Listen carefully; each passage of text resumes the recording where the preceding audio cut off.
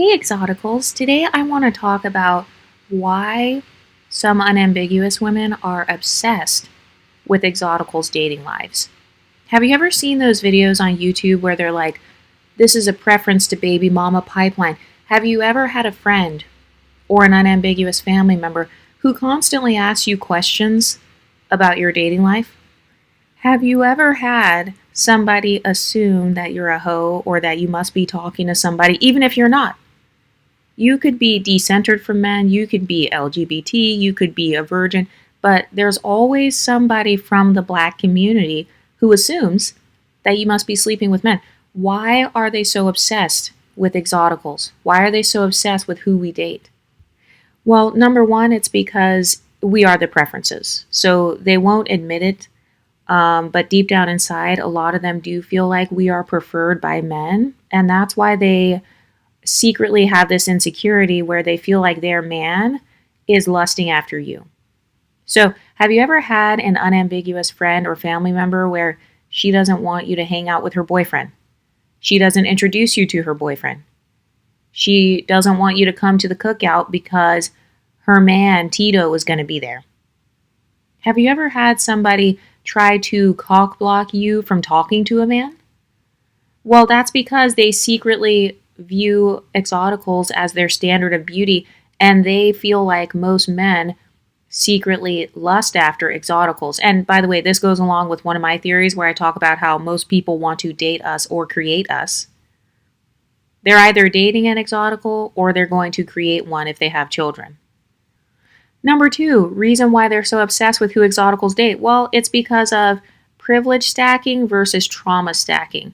So if you look at a lot of their YouTube channels, a lot of them have talked about how they suffered from colorism, texturism, featureism, and misogynoir all at the same time. So if you are an exotical, according to their talking points, you do not have as much ism trauma as they do.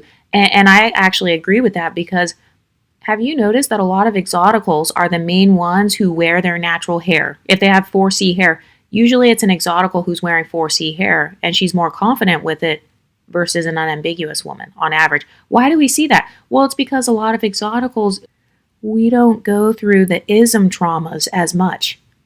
And so we don't have to worry about the whole natural hair issue because, we in a lot of cases, we're already benefiting from other isms. So it's almost like we forget or we don't pay attention because we're not like a walking target in the same way that unambiguous women are, according to their own talking points. So that kind of contributes to them obsessing over our dating lives because the way a lot of them perceive us is that we have kind of this effortless beauty. Has anyone noticed that? Has anyone ever noticed the obsession that people in the black community have with how much effort you put into your beauty as an exotical?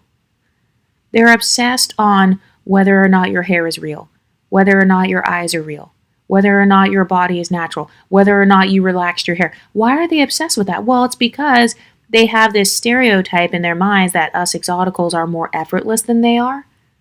Because for a lot of them, they've grown up putting so much effort into their physical appearance to get so little return. Imagine being a teenage girl. You spend 3 hours trying to press your hair, and then it gets ruined in the humidity within 5 seconds. Imagine being a little unambiguous girl and your own mother talks about how frustrated she is with your hair, or your own family members call you ugly, or, a lot of these women, they've grown up being called ugly, according to their talking points.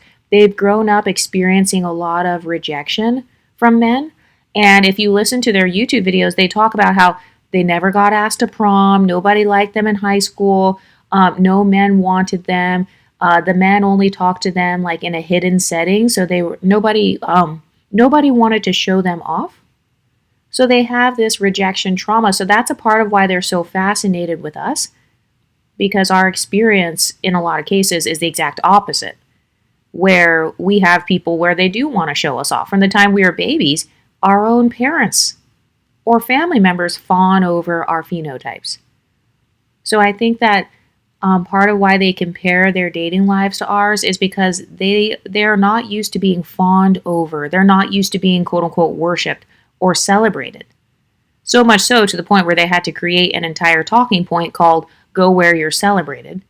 And by the way, has anyone noticed that they never actually named where they're celebrated? Where are they celebrated? By white people? Because white people created colorism, texturism, and featureism. So they have all these theories about going where they're celebrated, but I think deep down inside, a lot of them feel like they're not celebrated anywhere, and that's why they're so fascinated with you as the exotical, because they feel like, wow, she actually has a place where she's celebrated. And it's in the black community. And by the way, have you ever noticed a lot of them try to downplay the black community? They try to act like the black community is not shit. But if the black community was not shit, then why did they spend their lives crushing on black men when they were children? Why were they so obsessed with who black men dated?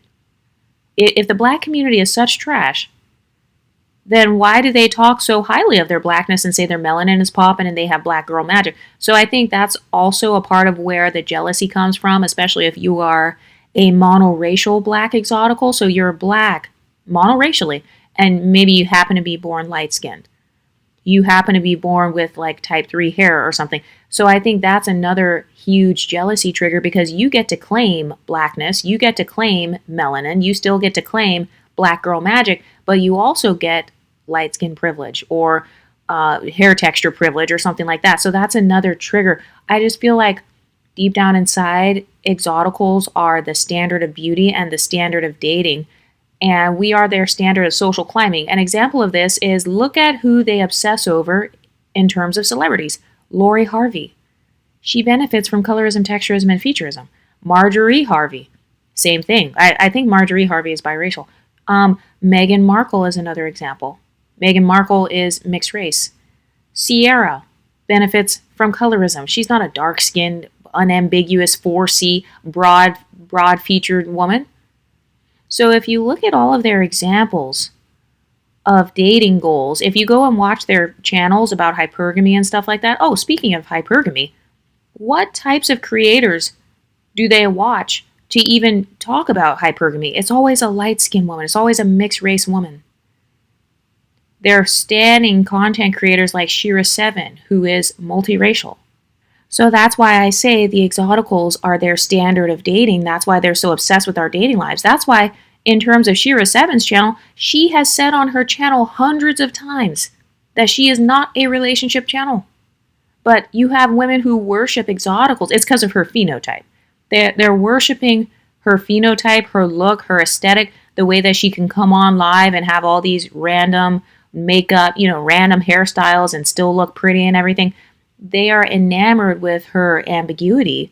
And so they assume that her channel is a dating channel, because in their minds, they feel like, well, if I looked like Shira, then I would be, I would focus all my energy on dating. And so they project things onto us exoticals. They think that us exoticals are as big of pick-me's as them. Oh, that's another thing too. The term pick-me. Have you ever noticed that a lot of them are more likely to call an exotical a pick-me? I don't see a lot of unambiguous women calling other unambiguous women pick-me's. I don't really see that. But if you look on YouTube, you see a lot of them making videos about like Danny Lay, or like Janae Aiko is the most recent one. They're making videos about, they make videos about all these random exoticals being pick-me's, and it's like, well, why do you even care? Like, for example, this the actress Monique. I don't see anybody talking about Monique. She's in a hypogamous marriage to Sydney Hicks, who is basically her employee. Precious, Gabby Sidibe. I don't see unambiguous women calling those women pick-me's or obsessing over their dating lives or, analyzing their dating lives. Why? Well, it's because those women are not interesting to them because they don't meet their beauty standard.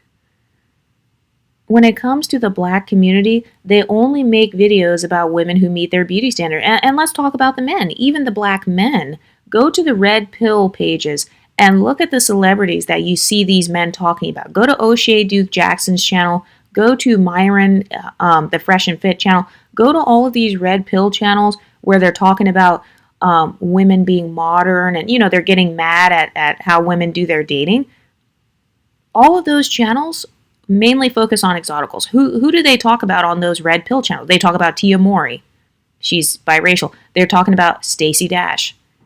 She's Blaxican. They're talking about women who meet the beauty standard. They're not on their red pill channels complaining about Monique or complaining about Gabby Sidibe. So no matter which way you spin it, whether it's unambiguous black men, unambiguous black women, there is an obsession with us and who we date and who we pick.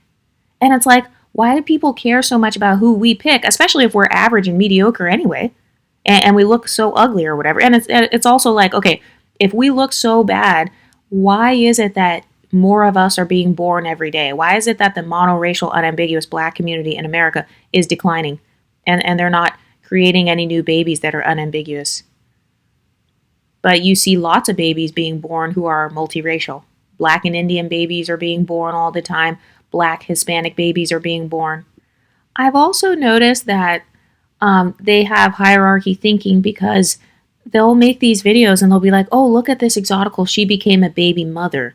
Okay, so they have this disdain and hatred in the black community for single mothers, which is interesting to me, because it's like, okay, you hate the parent that stayed? You're mad because the mother didn't abandon the child? It's hilarious, because black women and men, they'll make fun of black mothers who abandon their child.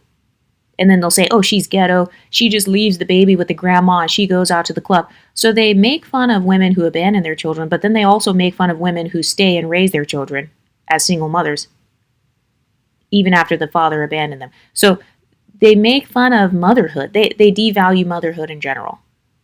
But I see the women trying to make fun of exotical women who don't abandon their babies. You know, they're single mothers. But then if you look at that content creator, who was she raised by? Oh, that's right, a single mother.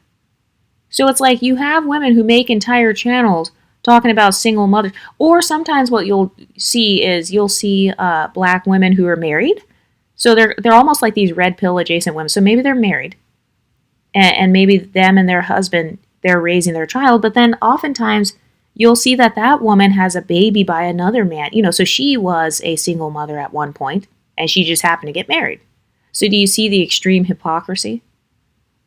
And why are they doing this? Well, you only compare yourself to someone if they meet your standard. That's why that's how I know that us exoticals, we are their standard of beauty, we are their standard of dating, we're their standard of social climbing, and we are their standard of like relationships in general. That's why they study our relationship dynamics as opposed to studying other unambiguous women. It's because a lot of them view themselves as not being able to have access to the same dating options. And that's another thing too. That's another reason why they make fun of like exoticals. Let's say you're single or something, or I don't know, maybe you're a baby mama. That's why they make fun of those women so much, because a lot of them have this mindset, and they'll even admit it. Have you ever had an unambiguous woman say to you, if I looked like you, I would try to date an NFL player? Well, if I looked like you, if I had your body, if I had your hair texture, if I had your makeup. Have you ever noticed that? They obsess over your features. And then they'll be like, why are you wearing a weave if your hair is naturally long and curly? They're asking you that because they're saying that if they were you, they'd be flexing more. So that's why a lot of them, they use us as their example. It's because we are their fantasy girl. We are their preference. Forget the black men's preference. We're unambiguous black women's preference. That's why they're so obsessed with the female rap industry, which is dominated by exoticals. I can't even name 5 unambiguous dark-skinned black female rappers that are currently like popular. But they're so busy obsessing over people like Ice Spice or like all these exoticals. They're busy obsessing over us. Meanwhile, unambiguous women are being completely erased from the R&B industry right now. The R&B industry is being completely dominated and overtaken by exoticals. Kehlani is crushing it in the R&B industry. So they're so obsessed with who we're dating and like what we're doing in terms of social climbing that they don't even notice themselves being erased from their own sector of music. And that's why I say that a lot of them have bad social climbing tactics. It comes from being male-centered. So a lot of women, they have this deep-seated rejection wound from men to the point where they'll become adults and they revolve their whole life around men. What do men want? What do white men want? What do Hispanic men want? What do Indian men want? What do Asian men want? So they're so busy revolving their lives around trying to meet an Asian beauty standard to the point where they will go and purchase type 3 hair textures. They can't blend their 4C hair with the type 3 to save their lives. And so a lot of women are risking alopecia and inflammation on their scalp. That was not a thing back in the day. Like back in the early 2000s, you know how they're talking about like contact dermatitis on their scalp, and they've got all this alopecia. Alopecia was definitely not as common back in the early 2000s because women were just wearing their natural hair or like a sew-in with leave out. But nowadays, it's so common for a lot of them to have things like alopecia or having no edges because they're busy trying to mimic the hair textures that a lot of exoticals have. And if you don't have that hair texture as an exotical, well, somebody in your family probably does. Maybe your mother or somebody like that. Oh, and that's another thing. Some women, part of how you know they're obsessed with exoticals is because they brag about their exotical parent. They randomly bring up, hey, my sister's light skin. Hey, my dad's light skin. Oh, you mean the dad that you only met one time? Yeah, he's light skinned. Oh, yeah, my great grandpa that abandoned us back in 1925. Yeah, he had green eyes. So that's how I know that exoticals, we are their standard of dating, we're their standard of success, because they view it as a form of success to marry a non-black man and to have a baby that looks like us. So they'll be over here pedestalizing marrying a Hispanic man, and it's like, yeah, so you're saying that it's successful to marry a Hispanic man and create Afro-Latina babies. You're saying that it's a prize to create Blaxican babies. You're a black woman, you married a Mexican man, you're creating this Blaxican baby. But another reason why some unambiguous women are so obsessed with our dating lives is because they're comparing themselves to us. That's why. That's why. There is an invisible colonizer living in their head. There's an invisible light-skinned bully living in her head, telling her that she's not enough, telling her that she's ugly or whatever, or that her hair's nappy or she's black and ugly. And so that's why you see them randomly taking time out of their day to compare themselves to exoticals. I mean, we're living in their heads rent-free. Have you ever noticed their obsession with being the preference? Why do they care about being the preference? Well, it's because we are the preference, according to them. It's because exoticals are their preference. So whatever the exoticals are doing, you're going to see unambiguous women with inferiority complexes. You're going to see them copying that. Oh, the exoticals are talking about pretty privilege. No unambiguous woman. Name one unambiguous content creator who was making content about pretty privilege before the exoticals came onto the scene. Name one. You can't, because we are the trendsetters in the black community. We are. That's why they're literally following what exoticals are doing. That's why they're following who we're dating. Have you ever had somebody who's obsessed with your sloppy seconds? Whatever man you think is cute, now she suddenly thinks he's cute. Whatever man you slept with, now she wants to go behind you and sleep with that guy. It's because exoticals, we are the standard of sexuality. We are the standard of sexiness as well. Even if we're not trying to. Even if we're not trying to be that. We are the standard. And that's why you'll see sometimes unambiguous women, they try to compete in terms of sexual desirability. They try to be more sexy than an exotical. It's like everything that this woman is doing, she's literally doing it so she can compare and compete with an exotical. If you don't believe me, go watch Chrissy's YouTube channel. She talks about competing directly with exoticals. And it's like, okay, so that means you're threatened because you're admitting that we are your competition. And also, a lot of these types of women have bad relationships with their own mothers, or they have toxic mothers. So in a lot of cases, their mothers or grandmothers or sisters, they never learned like dating strategy, or like, they come from a long line of women who are bad at picking, they're bad at dating, or they just attract like these abusive men, or they allow like pedophiles and stuff into their house. So a lot of women who grow up with this fascination, it's because they were never around a male presence when they were growing up. That's another reason that some of them pedestalize men so much, is because they've never had men in their lives. And when I say that, I'm not even talking about romantically. I'm talking about fathers. I'm talking about uncles, brothers. And so that's why there's such a curiosity about what it's like to be in a man's presence. That's why a lot of them pedestalize men. They have magical thinking about men. They think that men are like these Prince Charming. All you have to do is grow up with a brother, and you know that men are not just these perfect creatures. And that's why I say some of them come from generations of femcells. It's like a femcell mindset. And when I say the term femcell, I know that's not a perfect term, but I think some of them are femcells in terms of white men. So maybe they've only been around black men. They don't know what it's like to be around white men or Hispanic men or, non-black men. And so they have this magical thinking about what it must be like to be around Scott. And I only ever see those talking points from women they're not from a white neighborhood. They're not from a white city and state. They didn't go to white schools or like a multicultural college or anything like that. A lot of them are just ignorant. And so that's why they have magical thinking around non-black men. It's because the only time they interact with non-black men is when they read about them in books or they watch them in TV shows. They're over here reading like 50 Shades of Grey. So then they think that white men are like Christian Grey, just these billionaires, just riding around in helicopters. And we know that men are not a monolith, but women who have almost like this femcell mindset, or they come from a long line of women who have a femcell mindset. That movie Precious is a really good example of this.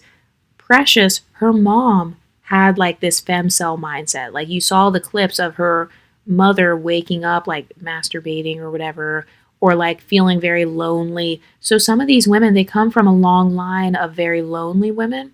So loneliness is kind of their default emotional setting. So that's why they're so obsessed with us, because they perceive us as being the popular girls. Not just popular in the media, popular in school, popular with men, popular in terms of beauty standards. We are more likely to see our image reflected in a positive, beautiful way than they are, according to their talking points. And we do get treated differently than them in terms of dating, according to what they say. Because if you look at a lot of their TikToks and stuff, a lot of them talk about how the first date is they get invited to a guy's house. They get invited over at 2 a.m. That's their version of a date. Or what you'll see is you'll see them talking about how they considered it a date, but then the man never said the word date, or he never considered it a date. So a lot of those women, they have the trauma of always getting played, like really bad. Or like settling for breadcrumbs. There's this culture where a lot of them settle for breadcrumbs. That's why you see sometimes this behavior where they're acting out a lot. So like the whole twerking on tables and all that, or like posting these thirst traps and stuff on social media. It's because a lot of them are doing that so they can compete with us. And they are competing for desirability. They want to be seen as desirable to Hispanic men or Asian men or white men. And so I guess the strategy is to show their asses. Oh, and that's another thing. Have you ever noticed that a lot of women with inferiority complexes, when you ask her what her favorite feature is about herself, a lot of times she will say her ass. And it's like, wait, that's interesting that you would say your butt cheeks as opposed to like your actual face. Like if somebody asked me what my favorite feature is, it's my face. I like my face. I like my smile and all that. So why would somebody say that their best feature is a couple of oiled up butt cheeks with some stretch marks on it? Like that tells you how low some of these women's self-esteem actually is. And also, have you noticed that a lot of them attract narcissists? Well, why is that? Well, it's because women who are attention starved, they fall for the love bombing. They fall for love bombing because they've never had that much love in one day. They've never been complimented more than one time a year or more than once a month. So if this random narc comes in and says, oh, you're the most beautiful woman I've ever seen, she feels like, oh my gosh, really? Her dream has come true because this man is feeding her a pickup line. Any woman who actually is pretty privileged is not going to fall for that line. oh, you're the most beautiful woman I've ever seen. Oh, you're an angel. You know, the average woman who's actually pretty privileged, she gets complimented all the time. So she knows that men try to manipulate. But if it's a woman who is attention starved, that's a part of why she falls for a narcissist. It's because the love bombing is more addicting to her because she doesn't receive love in her everyday life, or she doesn't receive love from men or from white men. You know, she's never had a white man walk up to her and say she's beautiful. So if this white man at the bar says, oh, you're the most beautiful woman I've ever seen, you know, she's going to make a TikTok. And by the way, that was on a TikTok that I saw recently. And the woman was telling the story. And I was thinking, that guy that she's talking about sounds like a narc who was just giving her a pickup line. But some of these women are so attention starved that they fall for the bait.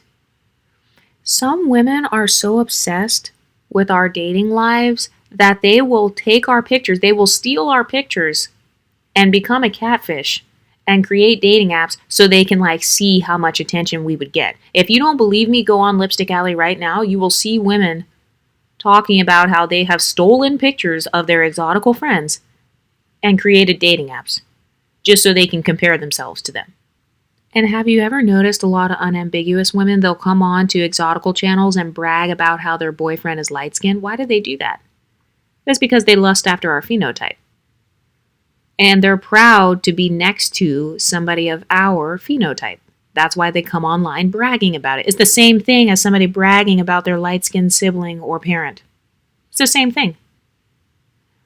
What they're saying is, oh, I can't be you, but at least I get to date one of your counterparts. I don't see a lot of light-skinned women bragging about dating dark-skinned black men. I don't see women commenting on random pro-black YouTube channels bragging about how dark-skinned their partner is. I don't see that. But I do see women bragging about having a white partner. You know, they brag about their boyfriend being light. And then they'll come on my channel and be like, oh, well, I'm a dark-skinned black woman and I attract light-skinned men because they're less colorist. And it's like, okay, I don't even pay attention. Like when I'm walking down the street, I'm not memorizing people's skin complexions. Like, okay, what color is her boyfriend? And then what color is she? And then, okay, is he lighter than her? Is he darker than her? I don't even pay attention that much to even notice things like that. But have you noticed a lot of women in the unambiguous community, they're actually counting how many light-skinned men like them. You know, they're comparing light-skinned women's dating experiences to theirs and shit. Like, go on Lipstick Alley right now. Go look at the dating page and you will see how deeply obsessed a lot of these women are with exoticals' dating lives. And it doesn't have to just be based on skin tone because a lot of them have hierarchy thinking. So a lot of them, they just dislike anybody who is not as dark-skinned as them. You know, their features are not as broad as theirs. Maybe their hair texture is a little bit looser. I've seen 4C girls beefing with 4B, beefing with 4A, beefing with 3C. So it's like they have such a hierarchy to where they will divide themselves up based on how dark-skinned they are or not. And then they're comparing their dating lives. And then I hear a lot of unambiguous women saying, oh, well, all of the unambiguous women, they're getting with light-skinned men or they're getting with non-black men. And it's like, okay, that actually might not be good, though, because we talked on this channel, you know, we actually pulled up a lot of Reddit posts from white men saying that they basically date black women because the black women are paying for them and they pay the most bills, or that they're basically the most desperate. So why couldn't the same be true with light-skinned men? As a matter of fact, I've actually directly heard light-skinned men admit that they will just run through the unambiguous women because that's who throws themselves at them the most. So a man picking you, that's not the flex you think it is. But a lot of these women, they're so desperate for these breadcrumbs that simply getting picked, that's their lifetime goal, is to just get picked by a man who's lighter than them. Has anyone else noticed that? Their goal is always to find a man who's lighter than them. So if he's black, he's got to be a light-skinned black man. If he's, he's got to be somebody white. He's got to be somebody with a lighter skin complexion. I rarely, like, let's say she's a black woman and she's dating an Indian man. I don't really see dark-skinned black women with super, super dark-skinned Indian men. No, usually they'll be with an Indian man who's lighter than them. So it's like a form of colorism hypergamy. You know how they talk about hypergamy in terms of money? I've noticed a lot of women with inferiority complexes, they're hypergamous in terms of race or colorism or texturism or featureism. They're constantly chasing a man who benefits from the same ism that she suffers from. So if she suffers from texturism, she's going to seek after a man who has a looser hair texture. If she suffers from colorism, she tends to seek after a man who benefits from colorism. If she suffers from a lot of racism, she'll try to seek after a white man, specifically because she feels like that white man doesn't experience racism. I've also noticed that there are some unambiguous women where maybe they date a light-skinned man, and have you ever noticed they don't want their light-skinned boyfriend to interact with light-skinned women? Or if it's like a black woman dating a white man, she won't introduce her white boyfriend to you as the exotical. She won't introduce her Indian boyfriend to you. So even if they are dating these men, a lot of them still have this secret fear that this man is secretly lusting after you, the exotical. So even if she dates this man or marries this man, it still doesn't solve her insecurities. That's why you'll see even married women still getting jealous or accusing you of having an affair with their husband when you're not even paying attention to him. So a lot of them are very exotical centered. You know how I talk about people being male centered? Okay, not only are some of them male centered, but some of them are exotical centered as well. Another thing they'll do is they are obsessed with how your man looks. So has that ever happened to you, exoticals, where maybe you tell an unambiguous friend, oh yeah, I'm dating this new guy, Johnny. She immediately wants to see a picture. She immediately will be like, oh, let me see his Instagram. Oh, what's his Facebook name? Oh, where does he work? How old is he? How tall is he? What does he do for a living? Let me see what he looks like. And it's like, why are they so interested and upset? I told you guys on Patreon the story time of this beluga that I'm no longer friends with. She was so obsessed with my dating life. She literally asked to see my freaking phone so she could like look at exactly who I was texting. And by the way, that woman was married. She was married. So it's like, why is it that you have these married women? They claim to be so happy. If you're so happy in your marriage, why do you care what single people are doing? Why do you care who your exotical friends are dating? I also told you guys the story of how I was literally in an Uber, and the Uber driver, who happened to be unambiguous, is asking me all kinds of personal questions about how much my rent costs, if I'm receiving any gifts from anybody. And it's like, this is why I feel like you as an exotical, you should just definitely do not tell them anything about anything sacred to you. It could be your dating life, it could be weight loss. But in terms of dating, definitely don't tell them anything. Don't show anything. Whatever they say they're going through, just lie. Just be, oh yeah, I'm going through the same thing. Oh yeah, you're having a hard time. Yeah, me too. Because have you ever noticed they try to latch on to you as well? Have you ever had friends where they're obsessed with what bars you go to? They want to know, where do you hang out? Where did you meet your boyfriend? Why aren't you asking so-and-so beluga over there where she met her boyfriend? Oh, it's because she doesn't fit the standard of beauty. That's why. So they always want to know, where do you meet your boyfriends? You know, where do you hang out? What types of spaces are you in? What neighborhood? There was one girl where I had to cut her off because she was low-key stalking me and my friend, like trying to memorize what neighborhood we lived in, what buildings we lived in. She was comparing her socioeconomic status to us. I was like, oh no, I have to cut her off. I don't want somebody around me who's comparing her lifestyle to mine. And that's what it is. That's why I said we are the standard of their lifestyle. A lot of them want to live the same lifestyle that they think we are living. Meanwhile, we could be not talking to anybody. But they assume, oh, you must be getting showered with gifts and attention, and you must be trying to steal somebody's man or trying to seduce somebody. And have you ever noticed that a lot of them are obsessed with seduction tactics? So they have all these channels and all these strategies, like this is how you seduce him, this is how you convince him that you're feminine, you have to wear your hair like this, you have to, you can't wear a bonnet, you can't wear, and it's like they have all these seduction tactics to make up for the fact that they don't feel like they meet the same level of beauty as the exoticals, according to their own talking points. A lot of them have a fear of falling behind. And so that's why you'll hear them being more insecure about aging. I've noticed that pattern here on YouTube. A lot of them are very insecure about aging because they have already grown up feeling isolated or feeling like they're behind in terms of beauty standards, in terms of representation. So wanting to get locked in with a man, they feel like that's one of the only places that they can still compete in. And so that's why sometimes you'll hear their insecurities come out with their age. Have you ever met an unambiguous woman who hates young, pretty women? Young, pretty, up-and-coming, smart, talented women? Why is that? Well, it's because I notice a lot of them are more insecure about their age than women of other races. And I'm only just now noticing that on YouTube. Because I notice a lot of them, whenever they beef with each other, they try to bring up the person's age. I mean, I'm an exotical, so guess what? I'm going to be beautiful the rest of my life. I already look good, so I'm going to look good no matter how old I am. I'm 33 years old, very proud of it. Have you ever noticed that exoticals are more likely to share their age than unambiguous women on the internet? Has anybody else noticed that?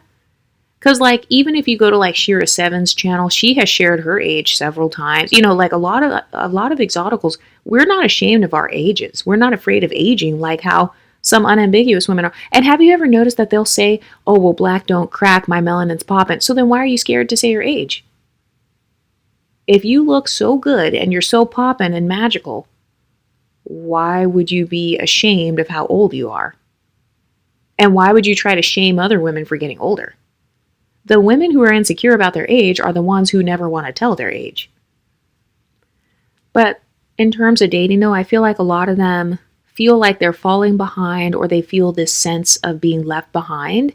And we know that because if you look at their TikToks, they will say they never got asked to prom, they never went on a date, they only get asked to come and fuck, and then they don't get to do anything else. So that's already a sense of feeling left behind. That's why I said it's kind of like the femcel mindset, where they feel like they missed out. They have FOMO. They have dating FOMO. They have white man FOMO. Because think about it, when you're an exotical, you attract men of all different ethnicities and stuff. So when you're an exotical, you're already pedestalized in the black community, but then on top of that, you also are exotified in non-black communities. And you're still attracting men of other ethnicities because you have proximity to their phenotype. So that's, you get several different types of pedestals as an exotical, whereas according to other women, they feel like they don't. So that's already a feeling of being left behind. That's why they compare themselves to us so much. Because they want to try to see, okay, do men like me as much as they like her? Do they ask me on as many dates as her? Have you ever noticed that they will count how many messages they get? They count how many phone numbers they collect? Have you ever had a friend where you guys go out together, she tries to calculate how many phone numbers you get? I told you on the Patreon, I had to cut off another girl because she was trying to calculate how many phone numbers this other exotical was getting when we went to this convention. She was trying to count how many phone numbers she got. So I was like, oh no, I can't hang out with somebody like that. Because she's already in comparison mode. A lot of them perceive romance as a form of social status. Their relationship status is their social status. Their relationship status and their dating life, that is their form of social capital, because a lot of them don't have social capital in other areas, according to their own talking points. They don't have social capital. That's why they have to live vicariously through Olandria. It's because they don't look like Olandria. They would never get cast on a reality show. They wouldn't get any brand deals with a designer company. They're not skinny enough to put a pair of sunglasses around their waist like Olandria. So that's another symptom of this femcel mindset. They're stuck in a fantasy land, so they're using other women as a form of escape. They have to practice a lot of escapism. That's why you also see a lot of them smoking weed, doing drugs, doing different stuff, sipping on the syrup or whatever, going out partying, twerking, clubbing every day, getting in fights. That's another form of escapism. Yes, getting in fights is another part of it. Wrecking people's cars. You know how they get a baseball bat, they hit people's cars, or they try to flatten people's tires and stuff. That's a form of escapism because she feels powerful in that moment when she's poking out your tires. Stealing. stealing stuff from other people. Have you ever had women steal your stuff? Stealing your makeup, stealing your clothes. It's a way to try to take back their power because they feel powerless in other areas. Or they feel cursed, according to their own talking points, because they tell exoticals that if you have a child that's dark-skinned and looks black, that it's karma. Okay, so then, they're admitting that they feel like their own phenotype is a form of bad karma. So one of the ways that they'll act out sometimes is by trying to steal from you, quote unquote, stealing your man, trying to steal your opportunities. Have you ever had an unambiguous woman in the workplace? She doesn't want you to get promoted. Maybe she's your boss. She doesn't want to promote you. She doesn't acknowledge your work. And that's because she does not want your lifestyle to get any better. That's why I say that the jealousy, it's not just about phenotype. I really don't think that it's all about phenotype. I think that in a lot of cases, it's really about your lifestyle as an exotical. That's why you see them obsessing, not just about how you look, but also what are you wearing? What neighborhood do you live in? If you go on Lipstick Alley right now, somebody made a post about light-skinned families. She was like, oh, have you ever seen an entire family of light-skinned people where they're poor? Where it's like a light-skinned mom, light-skinned dad, light-skinned kids, and they're all poor? And it's like, I would never even think to ask something like that. I don't think about an entire family's complexion and how it relates to their socioeconomic status. But for some women, their inferiority complex runs so deep that that's how much they're thinking about you. So it's not just jealousy over the phenotype part. It's jealousy over the lifestyle. That's why if it's an unambiguous woman who's living a good lifestyle, she doesn't tend to be jealous because her lifestyle is fine. She's living the life she wants to live. It's always the level down women where their lifestyle is trash. Those are the ones who are the most obsessed with you. And that's why they will also ask you, like, where did you meet your boyfriend? And it's like, well, why are they asking that? It's so they can copy you. Because, if you met him at college, she's going to go hang out at the colleges now. If you met him at work, she's going to try to get a new job now. She's going to copy you. That's why she's asking. Oh, well, how many dates did you go on? Oh, well, how many times did you message him? Oh, well, can I look at your messages? Can I see what you said to him? Well, why is she so curious about what you said and how you interact with a man? Well, it's because she wants to copy the same thing. That's why. Have you ever been around a woman who copies your personality? She copies the way you laugh. She copies the way you speak.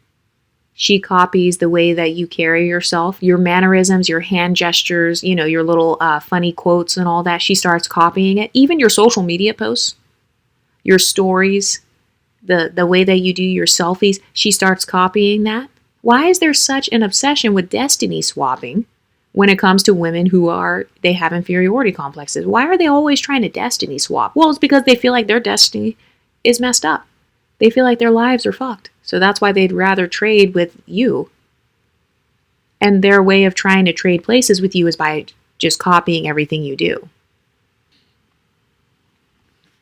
Another thing I've noticed is an over-reliance on filters. Have you ever noticed that some women, if they're trying to go on a dating app or whatever, they try to do all these crazy filters where it looks nothing like them, to where they're unrecognizable in person. And that's because they feel that same feeling of being left behind. I'm going to feel left behind and left out if I don't use a filter. So these other girls, they can not use a filter and be fine, but I have to use a filter because my regular face is not enough. I have to use the brightest lighting ever because dim lighting is not enough. I can't show myself in the shadows. I have to show myself in the best lighting. Have you ever noticed that? A lot of them have desirability anxiety. Have you ever had a friend where she takes 5 hours to get ready? It's like, bitch, we could have just not gone. The place is about to close now. Why are you taking 2, 3, 4 hours just to get ready? Because of anxiety, that's why. She doesn't feel like she can just walk out the door in 15 minutes. And have you ever noticed that some women are insecure about not having an ass? Well, why would they be so insecure about that? Well, it's because she doesn't have a face card. That's why. She doesn't have anything else. So she feels like, okay, if I don't go get this gigantic BBL or if I don't stay obese, then I will literally have nothing. So again, it's that feeling of being left behind, being at the bottom. That's what a lot of them say. They feel like they're at the bottom of society. Number 5, princess treatment. Us exoticals are the princesses of society in their eyes, according to them. Because have you ever noticed whenever they talk about how, oh, well, you're being pedestalized, when you ask them what the pedestal is, it's really just princess treatment. Well, you got to be the prom queen. Well, you got to be the class president. Well, you got to be voted the most beautiful in the yearbook or whatever. So it's like, okay, that's like a form of princess treatment. And have you ever noticed whenever you ask them to describe what princess treatment is, they can never articulate what it really is. Because if they were to admit what they think princess treatment is, then they'd be admitting that us exoticals get that princess treatment. And then it would confirm our talking point about how some of them are jealous. And by the way, let's go into princess treatment. What is that? It means people being thoughtful towards you. So maybe they stop by your job, they bring you lunch. And I'm not just talking about romantic relationships. A lot of these women never had princess treatment in their life. Not even from their own mothers. And we know this because you see so many of them talking about beefing with their mothers. So they're over here in these households where maybe their mom was their first bully and maybe their dad wasn't there. And so maybe she never got the princess treatment. Maybe she never celebrated her birthday. Maybe she never got to travel growing up. She never had family vacations, for example. So whenever you ask them what princess treatment is, I notice a lot of them can't articulate it, or they will name very bare minimum things, like receiving text messages. I saw one dumbass girl, she said that receiving messages or being on your phone, texting back and forth, that's basically something to like be excited about. I'm like, no, that's bare minimum. What do you mean? A text message? The bar is in hell at this point. But a lot of them have never even treated themselves like princesses because they've also been taught to be martyrs and mules. You know, a lot of them are too busy being social justice warriors arguing with exotical channels instead of going to the natural hair salon and learning how to actually deep condition their own hair. And that's another thing. Some of these women, they don't even know how to care for their own hair or wash their vagina until they're in their 30s. And I'm being dead serious right now. Like, go look at the channels. Who are the main people that run the hygiene channels? What's the main phenotype that you see making hygiene channels? I've never seen that except for unambiguous women, trending for learning how to clean their cootie cat in their 30s. Or just now learning how to grow their hair past cheekbone length in their 40s. Or saying that they're just now going to the dermatologist to get their scalp issues fixed in their 40s and 50s. So a lot of these women who are obsessed with exoticals, they don't even give themselves the princess treatment. So this goes deeper than just the male gaze. No, this is an entire cultural phenomenon where a lot of women, they come from generations of femcells. They come from mothers who neglected themselves. Have you ever met a woman where maybe she grew up with a dusty mother? And I'm not trying to be rude, but seriously, some of them grow up with dusty ass mothers. Their moms didn't clean their bodies or, shower. Their mom was the one walking around in a dirty t-shirt and a raggedy bonnet their entire lives. So they didn't even have feminine role models where, the mothers were treating themselves like princesses.